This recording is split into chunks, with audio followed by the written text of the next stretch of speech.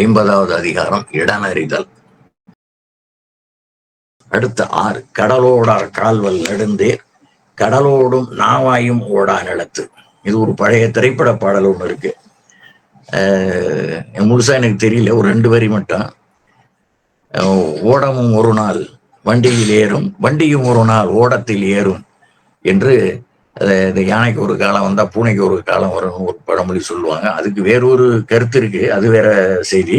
ஆனா நேரடியாக பார்க்கிற போது அது மாதிரி ஒவ்வொருத்தருக்கும் ஒவ்வொரு காலம் உண்டு, இடம் உண்டு என்பதை சொல்வதுதான் இந்த கருத்து.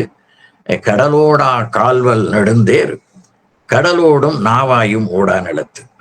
அதாவது தேர் கடல்ல ஓடாது, நாவாய் நிலத்தில் ஓடாது. இது எல்லோருக்கும் தெரிந்த செய்தி. தெரிந்த செய்தியை சொல்லி தெரியாத ஒன்றை புலப்படுத்துவதுதான் கவிஞர்களுடைய பணி. இப்ப வலிய காலை உடைய தேர் கடலில் ஓடாது, கடலில் ஓடும் நாவாய் நிலத்தில் ஓடாது, இடமறிந்து செயலாற்றுங்கள் என்பது இந்த குறளினுடைய கருத்து. விளக்கம் என்ன? எதனை எங்கு இயக்க வேண்டுமோ அதனை அங்கு இயக்க வேண்டுமே அல்லாமல் பொருந்தா இடத்தில் இயக்கக்கூடாது என்பதனால்தான் எதனை எந்த இடத்தை செய்ய வேண்டுமோ அதனை அந்த இடத்தை செய்தல் வேண்டும். இடத்திற்கேற்ப ஊர்தி கருவி வழி முதலியவற்றை தெரிந்து செயல்பட வேண்டும் என்பதை புறநானூறு பாடல் எண் 66 சொல்லுகிறார். நளி இரு முன்னீர் நாவாய் ஓட்டி வழிதொழில் ஆண்ட உறவோன் மருக களியியல் யானை கரிகால் பழவ என்பது அந்த பாடல். அதாவது நீர் செறிந்த பெரிய கடலின் கண்ணே மரக்கலத்தை ஓட்டி போர் செய்தற்கு காற்றின்றி நாவாய் ஓடாதாக ஆண்டு வழிச்செல்வனை அழைத்து ஏவல் கொண்ட வலியோன் மறைவில் உள்ளோனே என்று சொல்லுகிறார். இப்ப வழிச்செல்வன் யாருன்னா காற்றுக்கு அதிபதியாக இருக்கின்ற வாயு பகவான் என்பது புராண செய்தி. அதனால கரிகால் வளவன் இப்படிப்பட்டவன் பெரும் வலிமையா உடையவன் என்பதனால அவனிடம் எச்சரிக்கையாக நீ நடந்து கொள்ள வேண்டும் என்பதை இந்த பாடல் மூலமாக உணர்த்துகிறார். பருவக்காற்றின் இயல்பறிந்து காலம் செறிதல் என்பதே பொருளாகும். காலமும் இடமும் அறிதலாயிற்று. இங்கே உள்ள நுட்பம் என்ன என்றால், இப்போ அந்த வானிலை அறிவிப்பாளர் என்ன செய்கிறார், இந்த நிலையில் நீங்கள் கடலுக்கு மீன்பிடிக்க செல்லலாகாது என்று ஒரு அறிவிப்பு கொடுக்கிறார். அதற்கு சில அதாவது அது என்ன சொல்றது சிக்னல், அதை வைத்துக்கொண்டு இந்த அளவு வேகத்தில் காற்றும் மழையும் பொழியும் என்பதனால அங்க போய் மாட்டிக்காத என்பதற்காக சில குறியீடுகள் ஒவ்வொன்றுக்கும் ஒன்னோடு இருக்கும். அதை பார்த்து கொண்டுதான் இவர்கள் கடலுக்குள் செல்ல வேண்டும் என்பதாக இதான் இடம் அறிதல். இப்ப நமக்கே கூட தேர்வு கூடத்துல அந்த அனுபவம் ஏற்பட்டிருக்கு. மாணவராக இருந்த காலத்துல நல்லா படிச்சிருப்போம், அந்த கேள்வியை திரும்ப திரும்ப படிப்போம். அந்த இடத்துல திடீர்னு நினைவு வரல. அந்த 2.5 மணி நேரமோ 3 மணி நேரமோ அந்த தேர்வு கூடத்தை விட்டு வெளியே வந்ததற்கு பிறகு அந்த ஒரு வினாவிற்கு அது நன்றாக படித்தது என்றாலும் அது உடனடியாக அது வரவில்லை. பதற்றத்திலே நாம் கொடுத்து விட்டு வெளியே வந்து விடுறோம். வெளியே வந்ததற்கு பிறகு நினைவுக்கு வருகிறது. திருப்பி கொடுப்பாரா? கொடுக்க மாட்டார். இந்த இடமறிதல் என்பதுல இவ்வளவு நுட்பம் இருக்கிறது. எல்லோருக்கும் இல்லை, யாரோ சிலருக்கு அப்படி வரும், அப்படி நமக்கு வந்திருக்கிறது. அதனால இடமறிதல் என்பது மிக இன்றியமையாதது என்பதை கடலோடா கால்வல் நெடுந்தேர் கடலோடும் நாவாயும் ஓடா நிலத்து. இன்னொரு பழமொழி சொல்வார், உழும்போது ஊர் சுற்றி போய்விட்டால் அறுக்கும் போது ஆள் தேட வேண்டியதில்லை என்று. அறுக்கிறதுக்கு ஆள் தேடுறாங்கல்ல, இப்ப கிடைக்க மாட்டேங்குது. அதனாலதான் எல்லாம் இயந்திரம் கண்டுபிடிச்சிட்டான். எல்லாம் இயந்திரத்தை வைத்து எப்படி இருந்தாலும் அதை ஊடு கொண்டு வந்து சேர்ப்பதற்கு சில ஆட்களாவது தேவைப்படும். அப்போ நிறைய ஆள் தேவைப்பட்டது. இப்ப இயந்திரத்தின் மூலமாக செய்தால் சில ஆட்கள் தேவைப்படுகிறார். அதற்கு உழும்போது ஊர் சுற்ற போய்விட்டால் அறுக்கும் போது ஆள் தேட வேண்டியதில்லை என்று ஒரு மக்கள் பழமொழியும் சொல்வார்கள். கடலோடா கால்வல் நெடுந்து கடலோடும் நாவாயும் ஓடா நிலத்து. நாவாய் என்கிற சொல் கப்பல் என்று தெரிந்து கொள்ள வேண்டும். கால்வல் நெடுந்தேர் என்பது அதற்கு செல்வதற்கான அது கனமான பொருள் தேர் என்பதனால அந்த ஒரு ஒரு சக்கரமே டன் கணக்குல இருக்கும். டன் என்பது 1000 கிலோ, ஒரு டன் என்பது 1000 கிலோ. இதெல்லாம் மாணவர்களுக்கு புரிந்திருக்குமா என்று தெரியவில்லை. அடுத்து 7வது குறள், அஞ்சாமை அல்லால் துணை வேண்டா எஞ்சாமை என்னை இடத்தால் செய்யன். எஞ்சாமை எண்ணி இடத்தால் செய்யன், அஞ்சாமை அல்லால் துணை வேண்டாம். இந்த அல்லால் என்பது 12 இடங்கள்ல திருக்குறள் 1330 குறள்லையும் அல்லால் என்பது 12 இடங்களிலே வருகின்றன. பல மாதிரி வரும். இதே மாதிரி 2வது சீராகவே வராது, 3வது சீராக, 4வது சீராக மாறி வரும். ஆனா அல்லால் என்பது நம்ம தொடக்கத்திலே பார்த்தோம் இல்லையா, கடவுள் வாழ்த்துல தனக்கு ஊமை இல்லாதான் தாள் சேர்ந்தாருக்கு அல்லால். 8வது குறள்ல அறவாழி அந்தரன் தாள் சேர்ந்தாருக்கு அல்லால். இது மாதிரி அல்லால் என்பது ஒரு 12 இடங்களிலே வருகின்றன என்பதை நீங்கள் தனியாக குறித்துக் கொள்ளுங்கள். அந்த 12ஐயும் ஒரு நாள் சொல்லுகிறேன். குறைவர எண்ணி செயலில் ஈடுபட்டால் என்று கொள். எஞ்சாமை எண்ணி இடத்தால் செய்யன் என்றால் குறைவர எண்ணி செயலில் ஈடுபட்டால், அதாவது உங்களுடைய எண்ணம் பழுதர இருக்க வேண்டும், ஊடுருவி இருக்க வேண்டும், முழுமையாக எண்ண வேண்டும், பாதியிலேயே அதை விட்டுட்ட கூடாது.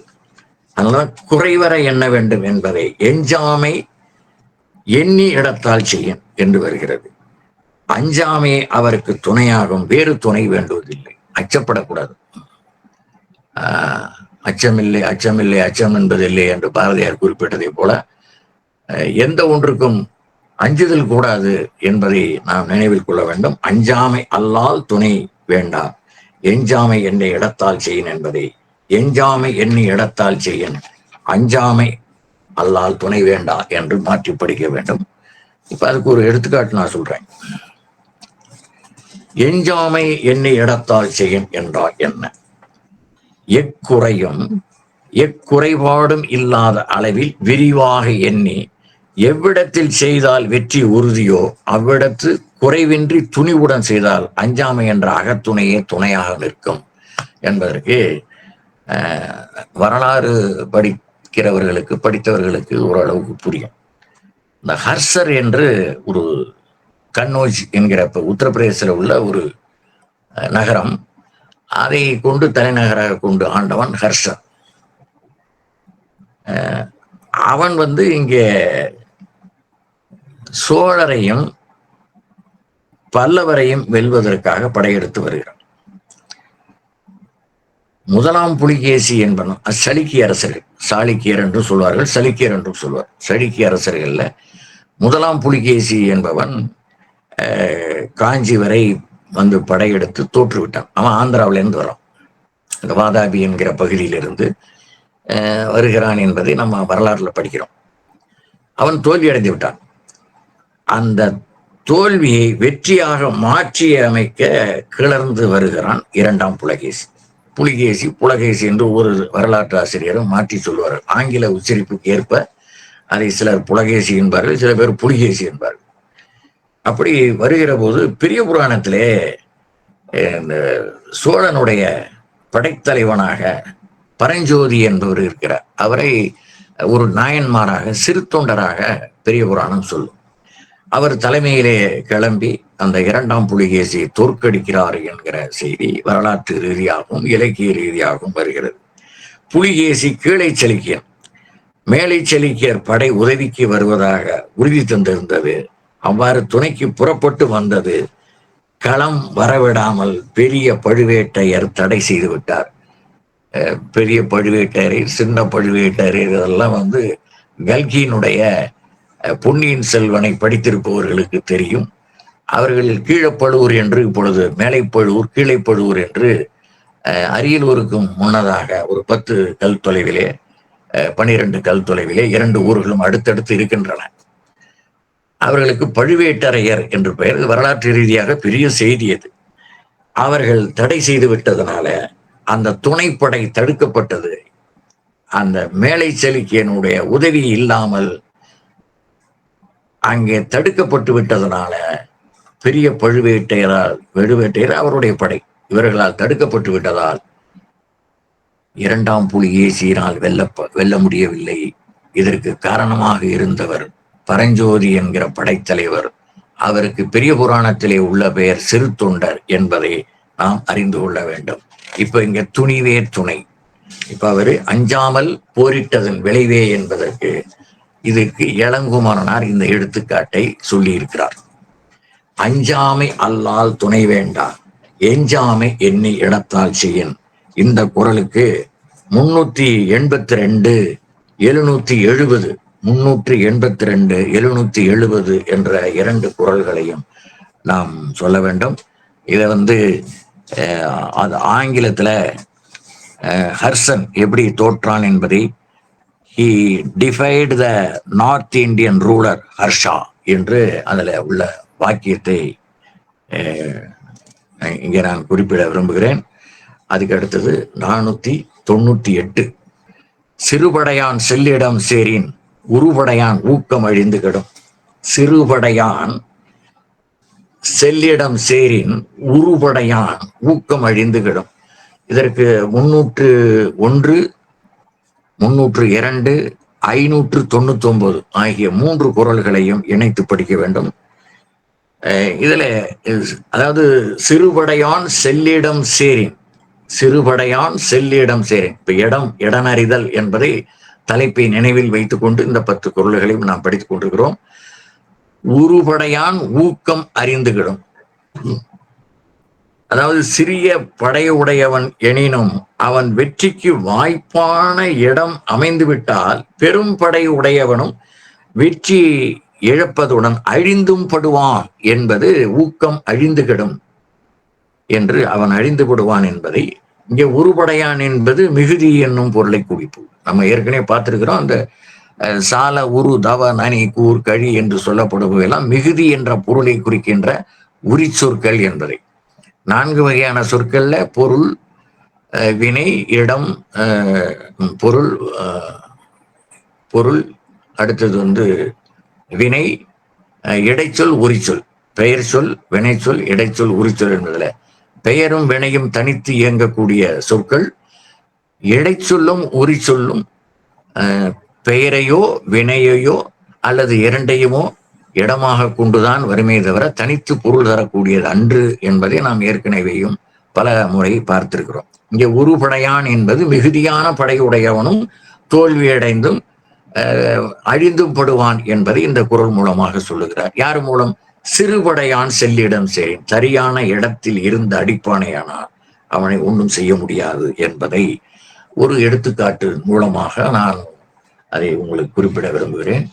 பாஞ்சாலங்குறிச்சி என்பது நீங்கள் கட்டபொம்மனை வைத்து நாம் அறிந்திருக்கிறோம். இப்ப நான் கட்டபொம்மனை விட்டுட்டு வேறொரு ஆள் சொல்ல போறேன். பகதூர் வெள்ளை என்பவன் அந்த பாஞ்சாலங்குறிச்சி ஆண்ட மன்னர்களில் ஒரு மன்னன், சிற்றரசன். இப்ப இத அவனை கப்பங்கட்ட வைக்கணும், வரி செலுத்த வைக்க வேண்டும் என்று ஆங்கில படைகள் வருகின்றன. அவனுடைய அரண் மிகப்பெரிய மதில் சுவர் தடையாக இருக்கிறது. அது உள்ளே செல்ல முடியவில்லை. ஆங்கில படைகளால் உள்ளே செல்ல முடியவில்லை. அந்த அரணும் மிக வலுவாக இருக்கின்ற அரணாக இருக்கிறது. என்ன செய்தும் ஒன்றும் செய்ய முடியவில்லை என்று ஒரு ஆள் நுழைகிற மாதிரி ஒரு பெரிய துளையிடுகிறார்கள் தங்களுடைய பீரங்கியின் மூலமாக. அதை பெரிய தமிழ்ல அதை பேரியங்கி என்று சொல்லுகிறோம். பீரங்கி என்பதை பேரியங்கி என்று அதை அந்த துளையிட்டு ஒவ்வொருவனாக அந்த படை வீரன் உள்ளே அந்த ஆயுதங்களோடு உள்ளே செல்கிறான். உள்ளே சொல்ல சொல்ல இந்த வெடி சத்தம் கேட்டு இந்த பீரங்கியால் துளையிடுவதை தன்னுடைய நுண்ணறிவினாலே உணர்ந்து கொண்டான். அங்கே உள்ளே இருக்கிற படை வீரர்கள் என்ன செய்கிறார்? பாஞ்சாலங்குறிச்சியினுடைய சிற்றரசனுடைய படை வீரர்கள் இந்த ஆங்கிலேயன் உள்ளே வர வர தலை வேறு உடல் வேறாக கொன்று விடுகிறார். இப்படி பலரை கொன்று விட்டார்கள். வெளியே இருக்கிற மற்ற ஆங்கில படைகள் என்னடா உள்ள போனா சண்டை போடுற மாதிரி சத்தத்தை காணாம என்று அவனுடைய வாயை அமுக்குவான், கழுத்தை அறுத்துருவான். இப்படி பண்ணிக்கிட்டே இருந்தான். இதான் இடமறிதல். இப்ப ஒருவன் என்ன பண்றான், முழுசா உள்ள போகாம இப்படி தலையை மட்டும் உள்ள நிறுத்தி பார்க்கறான் என்ன நடக்குதுன்னு. பார்த்தா ஆங்கிலேய வீரர்கள் எல்லாம் தலைவேறு உடல் வேறாக இரத்த வெள்ளத்தில் மிதக்கிறார்கள். அதன் அதன் பிறகுதான் மற்ற செயல்பாடுகளில் இறங்குகிறார்கள். அந்த கோட்டை உள்ளே நுழைந்தால் இவ்வளவு பேர்களுடைய அதாவது சின்ன படைதான் அது.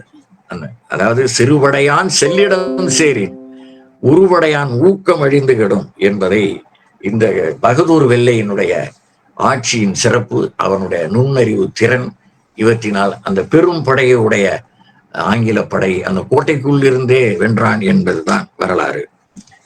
சிறுபடையான் செல்லிடம் சேரின் உருவடையான் ஊக்கம் அழிந்து கெடும் என்பது இந்த குறளினுடைய கருத்து. அடுத்து 9வது, சிறை நலனும் சீரும் இளரெனினும் மாந்தர் உரை நலத்தோடு ஒட்டல் அரிது. சிறை நலனும் சீரும் இளரெனினும் மாந்தர் உரை நலத்தோடு ஒட்டல் அரிது. சிறந்த அரணமும் சீரிய படையும் இல்லை என்றாலும் பகைவர் நிலை பெற்றிருக்கும் இடத்தை நெருங்குதல் அரிதாம்.